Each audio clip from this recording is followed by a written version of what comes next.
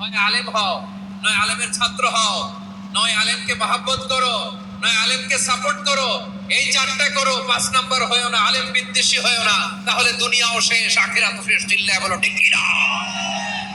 খবরদার নিজেকে ইসলামের বিরুদ্ধে দাঁড় করাবেন না। এদেশের আসল পরিচয় ইসলাম। এদেশের আসসালামু আলাইকুম রহমতুল্লাহ বরকাত। আমার সকাল দিন ভাই মেনার এগুলো সব ধর্ম ব্যবসায়ী, এগুলো সব ধর্ম ব্যবসায়ী, আলেম সুরতে জাহেল, এগুলো সব এই ধর্ম ব্যবসায়ীগুলা সাধারণ মানুষকে গোমরাহি করার জন্য মানে হাদিস, সহি হাদিস শোনায়, কোরআনে আয়াত শোনায়, কিন্তু ব্যাখ্যা দেয় না, সহি ব্যাখ্যা দেয় না, ব্যাখ্যা দেয় গলত, ব্যাখ্যা দেয় অর্ধেক। আলেম কারে কয়? এই ধর্ম মানুষের কোনো একটা ধর্ম ব্যবসায়ীর মুখে আজ পর্যন্ত শুনতে বলতে আমি শুনি না আমার জন্মের পর থেকে যে আলেম কাকে বলা হয় এটা বলতে শুনি নাই।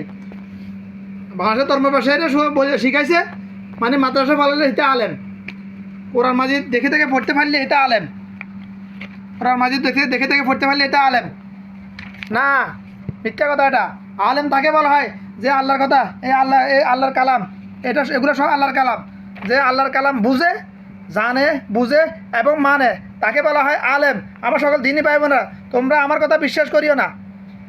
তোমরা আমার কথা যদি আমার রাসূলের সাথে কথার সাথে মিলে তাহলে তোমরা কথাটা মানিও। আমার কথা কেউ মানার জন্য বলতেছি না। আমার কথা যদি আমার রাসূলের কথার সাথে না মিলে ওটা মানবে না, কেউ কখনোই মানবে না। আমার কথা যদি এই কিতাবের সাথে মিলে, সহিহ আল বুখারী, সহিহ আল তিরমিজি শরীফ, নাসাই শরীফ, এগুলোর সাথে যদি মিলে আমার কোনো একটা কথা, মাযাব নিয়ে ফেরকাবাজি করবে না আমার সকল দিনী ভাই বোনেরা। মাযাব নিয়ে ফেরকাবাজি যারা করে সবাই জাহান্নামে যাবে, সবাই তো 72টা দলের অন্তর্ভুক্ত। যে বলবে শুধুমাত্র আমি আল্লাহর কোরআন মানি, আমি হাদিস মানি, সে মুসলমান, সে জান্নাতি। আর যে বলবে আমি হানাফি, আমি সুন্নি, এগুলো নিয়ে ফেরকাবাজি করবে, ফেতনাবাজি করবে, সে জাহান্নামি।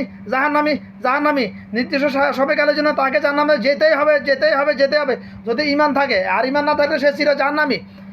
মাযাব নিয়ে ফেরকাবাজি করতে মানুষ, ফেতনাবাজি করতে মানুষ চির জাহান্নামী হয়ে যেতেছে, ঈমান হারা হয়ে যেতেছে। কখন সে বুঝতে পারে না যে বলবে শুধুমাত্র আমি বুখারী শরীফ মানি, নাসাই শরীফ মানি না, আমি এটা মানি না, তো সে কাফের হয়ে যাবে, নাস্তিক হয়ে যাবে। যে বলবে আমি শুধু নাসাই শরীফ মানি, বুখারী শরীফ মানি না, সে নাস্তিক হয়ে যাবে, কাফের হয়ে যাবে।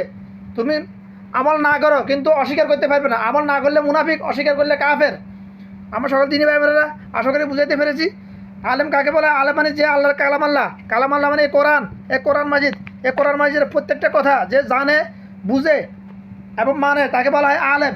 আর যে জানে বুঝে মানে না, সে হচ্ছে মুনাফিক চরিত্রের আলেম, মানে মান্যওয়ালা আলেম। আর যে জানে বুঝে এবং মানে, সে হলো জাননেওয়ালা এবং মান্যওয়ালা আলেম। আলেম দুই প্রকার, জাননেওয়ালা আলেম, মান্যওয়ালা আলেম। যে শুধু জানে মানে না, সে মুনাফিক। যে জানে মানে, সে মুমিন।